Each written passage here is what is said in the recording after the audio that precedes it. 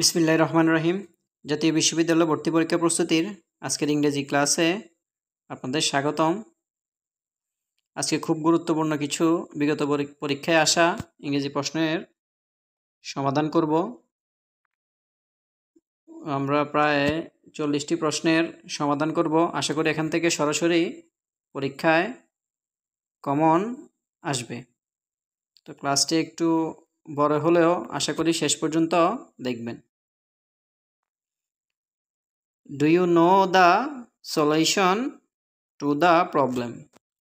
এটা একটি appropriate preposition. Appropriate প্রিপোজিশনের সাথে সমস্যা সমাধান করার অর্থে সলিউশনের সাথে সবসময় টু বসে। সঠিক বাক্য নির্বাচন করুন। এখানে সঠিক বাক্য হচ্ছে যে if I had a camera I would take some photographs. এটি একটি সেকেন্ড কন্ডিশনাল এর গঠন, যার গঠনে ইফ এর সাথে যদি ফার্স্ট টেন্স প্লাস উড থাকে তাহলে প্লাস ভার্বের বেস ফর্ম বসবে। আর থার্ড কন্ডিশনাল হলে উড হ্যাভ টেকেন হতো। তাই এখানে সেকেন্ড কন্ডিশন হওয়াতে if I had a camera I would take some photographs. আমাদের তিনটি কন্ডিশন রয়েছে, conditional sentence first, second, third. নিয়মগুলো ভালো করে দেখে নেবেন।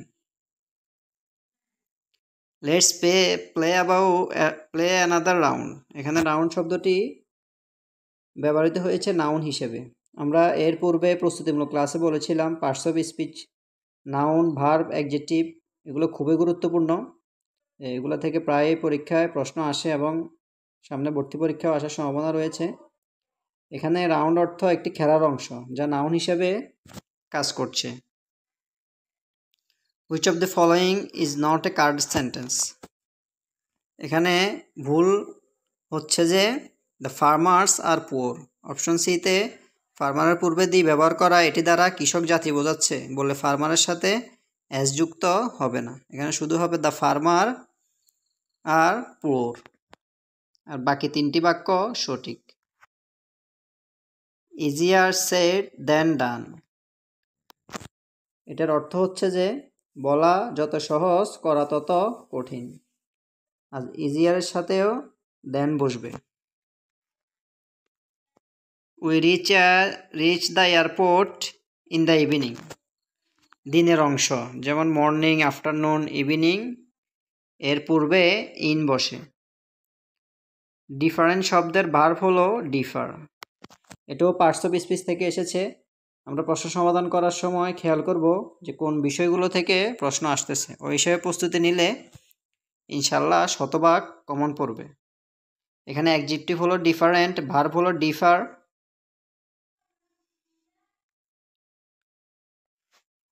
Depending on your need you may change your plan. তোমার প্রয়োজন অনুযায়ী তুমি পরিকল্পনা পরিবর্তন করতে পারো। অর্থাৎ শূন্যস্থানে ডিপেন্ডিং বসলে বাক্যটি সঠিক হবে। He is use to working hard. অভ্যাসগত কোনো অভ্যাস বোঝাতে ইউজ টুর সাথে ভার্বের আইএনজি ব্যবহৃত হয়। He is use to working hard. সে কঠোর পরিশ্রম করতে অভ্যস্ত। We have been learning English since our childhood. Since এবং ফর এই প্রিপোজিশনগুলো নিয়ে প্রায় সময় পরীক্ষায় আসে। তাই সিন্স এবং পরের ব্যবহারটা ভালোভাবে শিখে নিতে হবে। সিন্স ফর প্লাস সময়ে সময় প্রেজেন্ট পারফেক্ট কন্টিনিউয়াস হয়। প্রেজেন্ট পারফেক্ট কন্টিনিউয়াস অর্থাৎ হ্যাভ বিন বা হ্যাজ বিন প্লাস ভার্বের আইএনজি। এখানে উই প্লুরাল হওয়ার কারণে we have been learning English since our childhood. He insisted on carrying her own bag. এটি ভার্বের একটা প্রশ্ন। ইনসিস্টেড অনের পরে ভার্বের আইএনজি বসে। Swimming is a good exercise. এখানে সুইমিং শব্দটি কি? এখানে সুইমিং শব্দটি জিরান্ট। জিরান্ট এবং পার্টিসিপাল এই দুইটা নিয়ে অনেক কনফিউশন রয়েছে। জিরান্ট হলো ভার্বের সাথে আইএনজি যোগ করে নাউনের কাজ করবে। যেমন সুইমিং ইজ গুড এক্সারসাইজ, এখানে সুইমিং একটি কাজ বোঝাচ্ছে কিন্তু বিশেষ্য হিসেবে ব্যবহৃত হয়েছে। Swimming is a good exercise, এখানে সুইমিংটি হবে gerund. Would you mind dash me your mobile number? আমরা খুব একটি কমন প্রশ্ন, মাইন্ডের পরে সর্বদাই অপশনে যে আইএনজি যুক্ত যে ভার্বটি থাকবে এটি আনসার করতে হবে। Would you mind giving me your mobile number? আপনি কি আমাকে আপনার নাম্বার দিতে আপত্তি করবেন? এটার প্রশ্নটা মনে রাখতে হবে, মাইন্ডের পরে সবসময় ভার্বের আইএনজি হবে। মাই ফাদার ওয়ার্কস হার্ড, এখানে হার্ড শব্দটি কি? অ্যাডভার্ব, এটিও পার্টস অফ স্পিচ থেকে আসা একটি প্রশ্ন। ব্যাখ্যাগুলো একটু ভালো করে দেখে নেবেন।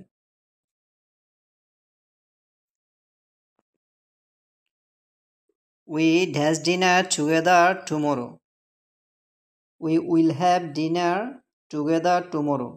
ভবিষ্যৎকালে সাধারণ কাজ বোঝাতে উইল প্লাস ভার্ব ব্যবহৃত হয়। আমরা আগামীকাল একসাথে খাবো।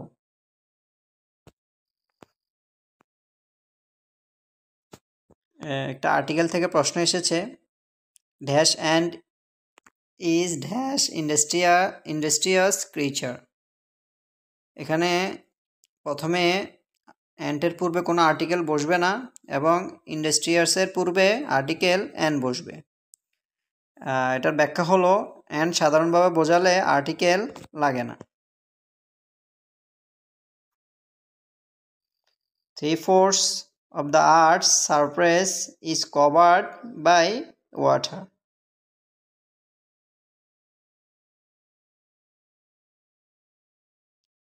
The censor board has deleted a number of scenes. এখানে চলচ্চিত্র বা মিডিয়ার দৃশ্য পরিকল্পনাকারী একটি সংস্থা হচ্ছে সেন্সর বোর্ড। সেন্সর বোর্ড কিছু দৃশ্য মুছে দিয়েছে। এরকম প্রশ্নগুলা ইংরেজির যদি বাংলা অর্থ জানা যায় তাহলে খুব সহজে সমাধান করা সম্ভব। The condition of the workers is pitiable. শ্রমিকদের অবস্থা শোচনীয়। Thakur is regarded as the outstanding creative artist. Underline শব্দের অর্থ কী? মোস্ট ডিস্টিংগুইশড, সবচেয়ে বিশিষ্ট। মানে রবীন্দ্রনাথ ঠাকুর আধুনিক বাংলা সাহিত্যের সবচেয়ে বিশিষ্ট শিল্পী, creative artist. The sun was shining, but the ground was wet. It had been raining. এটা ফার্স্ট পারফেক্ট টেন্স হওয়ার কারণে had been বসেছে। ইংরেজিতে দক্ষ হওয়ার জন্য কিছু বেসিক জিনিস, verb, tense, parts of speech, এগুলো সম্পর্কে দক্ষতা থাকলে এই প্রশ্নগুলো খুব ভালোভাবে আনসার করা যাবে। I am used to living alone, এর সঠিক অর্থ কী?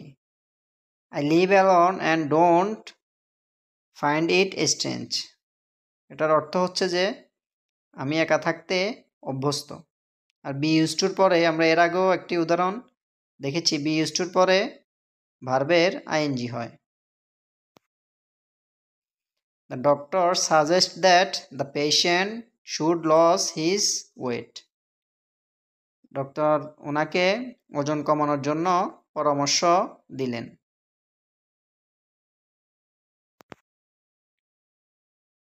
There are 50 passengers on the bus. Bus, train, plane ভ্রমণের ক্ষেত্রে অন ব্যবহৃত হয়। এইরকম প্রশ্ন বাসের পরিবর্তে ট্রেন আসতে পারে, প্লেন আসতে পারে, তাই নিয়মটি ভালো করে শিখে নিলে যে ধরনের প্রশ্ন আসুক সমাধান করা সম্ভব। Passenger on the bus. During the break in the meeting she left the হল।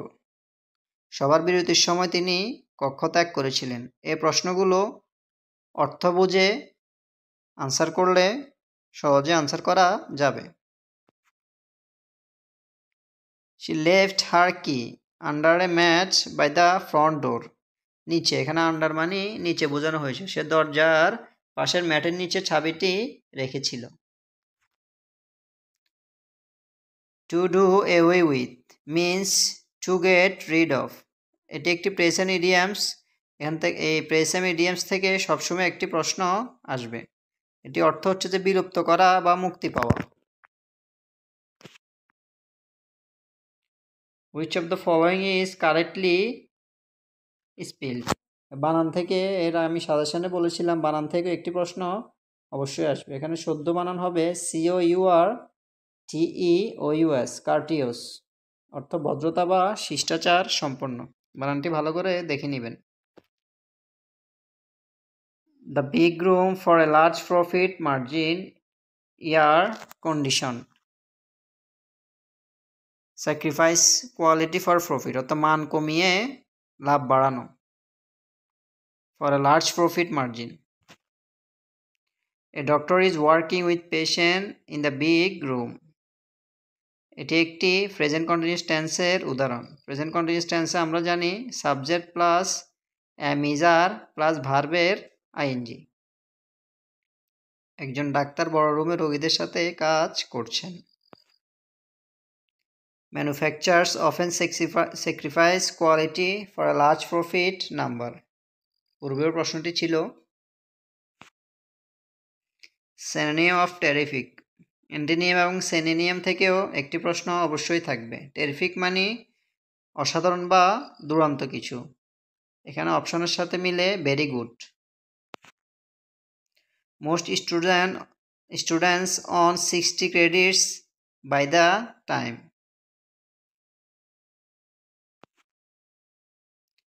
Find out the odd pair. এখানের মধ্যে ব্যতিক্রম কোনগুলো? যেমন অ্যাকসেপ্ট রিজেক্ট বিপরীত, স্ট্রেট কার্ভ বিপরীত, শর্ট লং বিপরীত, কিন্তু হ্যাপি প্লেসড দুটির অর্থই খুশি, এটা একটি সমর্থক। তাই এখানে যে শব্দজোটটি মিলছে না সেটি হচ্ছে হ্যাপি প্লেসড। এটি যাদের ভোকাবুলারিতে দক্ষতা রয়েছে তারা এ ধরনের প্রশ্নগুলো খুব সহজে আনসার করতে পারবে। Manufacturers often sacrifice quality ease. Her grades have improve but very slightly. অল্প পরিমাণে উন্নতি হচ্ছে। Have you ever been to Mexico City? কোনো কিছুতে যাওয়া উপলক্ষে have you ever been to ব্যবহৃত হয়। Have you ever been to go to Cox's Bazar? তুমি কি কখনো কক্সবাজার গিয়েছ? এই নিয়মের প্রশ্নটি অনেক পরীক্ষায় এসেছে। I saw the bird sitting on the branch of a tree. এটি একটি প্রিপোজিশন থেকে প্রশ্ন। She turned on the kitchen tap to get some water. সে পানি পেতে কিচেনের কলটি ঘুরিয়ে দিল। Mr. Amin has 3 daughters. Jasmine is the eldest. Jasmine সবচেয়ে বড় মেয়ে 3 সন্তানের মধ্যে। ঢাকা কি জন্য বিখ্যাত? What is Dhaka famous for?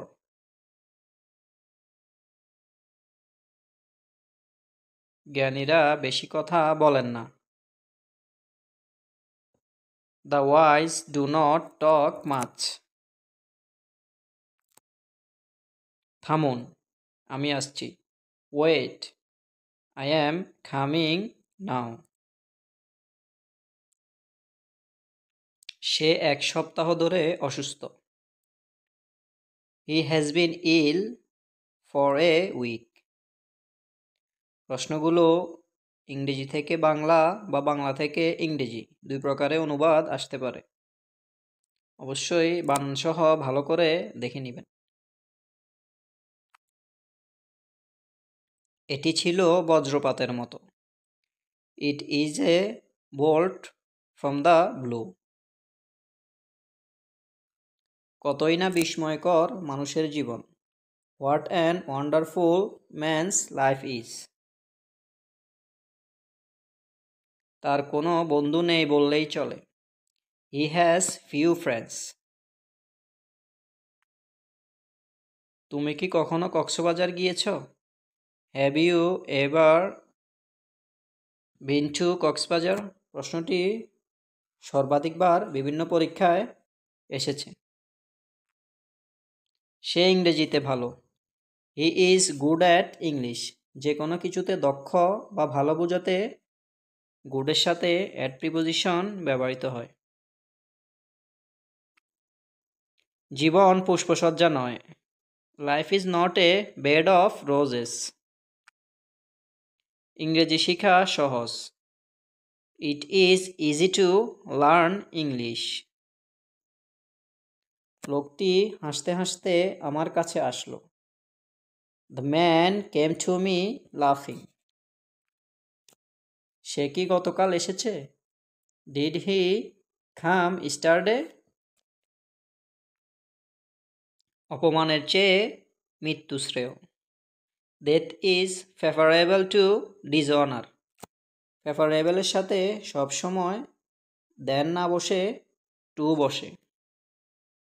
এটি প্রিপোজিশনের জন্য অনেকবার পরীক্ষায় এসেছে। বাংলাদেশ একটি নদীবহুল দেশ। Bangladesh is a riverine country. এছাড়া এটার আরেকটি অনুবাদ হতে পারে Bangladesh is a land of river. তেল পানিতে ভাসে। Oil floats on water. আমি জানি সে কোথায় বাস করে। I know where he lives. প্রশ্নগুলো তৃতীয় ও চতুর্থ শ্রেণীর লিখিত পরীক্ষায় আসতে পারে, তাই অবশ্যই বানানসহ ভালো করে শিখে নেবেন। ছেলেটি হাড়ে হাড়ে দুষ্ট। দ্য বয় ইজ উইকেট বন টু বন। ফলস আর ঠিক হোয়ার লাভ ইজ থিন। যাকে দেখতে নারী তার চলন বাঁকা। ইট ইজ 9:45 নাও। এখন 9:45 বাজে। It is I who am your teacher. আমি তোমার শিক্ষক।